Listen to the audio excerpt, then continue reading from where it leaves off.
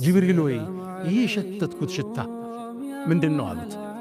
ጅብሪልም አንተ መሐመድ ይሄማ የፊርዓውን የልጆቹ ጸጉር አበጣሪ ሽታ ነው አላቸው። ታሪኩ ምንድነው አሉት። ጅብሪልም ነገራቸው። አንዴ ፊርዓውን ትልቅ ንጉሥ እኔ ጌታ ነኝ ያለ ንጉሥ ነው። ልጆቹን የምትንከባከብ ሞግዚት አለች፣ ጸጉር የምታበጥር ምታጥር። ታዲያ አንዴ እቺ ሴት ጸጉሯን የልጁን ስታበጥር ማበጠሪያው እጇ ላይ ወደቀ። ኢማኗን ደብቃ ነበር የምትኖር። ድንገት ግን በውስጥ የምታረገው ማንነቷ አደባባይ ተገለጠ። ጉንብስ አለችና ቢስሚላህ ብላ አነሳችው፣ በአላህ ስም። የፊርዓውን ልጅ ተገረመችና ቢስሚላህ ስትይ አባቴም ማለትሽ ነው አለቻት። እዚህ ጋር ማስተባበል ትችላለች። አላህ ግን ልቧን አጸናው። ፈረበጥና ዐላ ቁሉብህም የእውነት አጸናትና ላ ረቢ ወረቡኪ አላህ አለቻት። የኔም ያንቺም ጌታ አላህ አለቻት። ልጅቱ ደነገጠች። ይህን ቃልሽን ለአባቴ ልንገረው አለች። አዎን አለች። ለፊርዓውን ተነገረው። ሳት ጎርሶ ጠራት።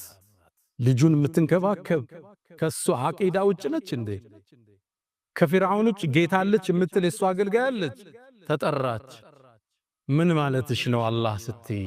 አላህማ ያንተ የኔ የፍጥረተ ዓለሙ ጌታ ከሰማይ ያለው ጌታ ነው አለች። እገልሻለሁ አላት። እንድትገለይ ፍቃደኛ ነኝ። ባይሆን ከገደልከኝ የኔና የልጆችን አጽም አንድ ቦታ አድርገህ ቅበርልኝ አለች። እንደምትፈራ ስለገመተ ዘይትና ውሃ ፈላ። ልጆቿን ሰበሰበ። ክስተቱን እሰቡት፣ ግዙፍ ክስተት።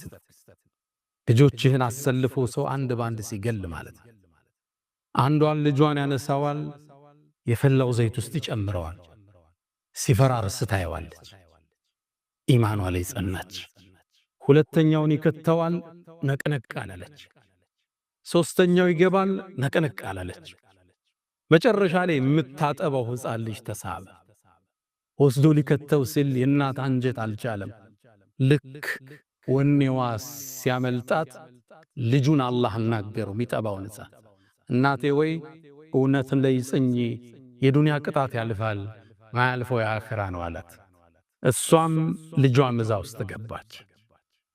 ታዲያ አላህ የባሮችን ውለታ ማይረሳው አላህ ይሄን ፈላፋ ውስጥ የተንቀለቀለን አካል ነቢዩ ዓለይሂ ሰላቱ ወሰላም ሲያልፉ እንዲያሸቱት አደረጋለህ።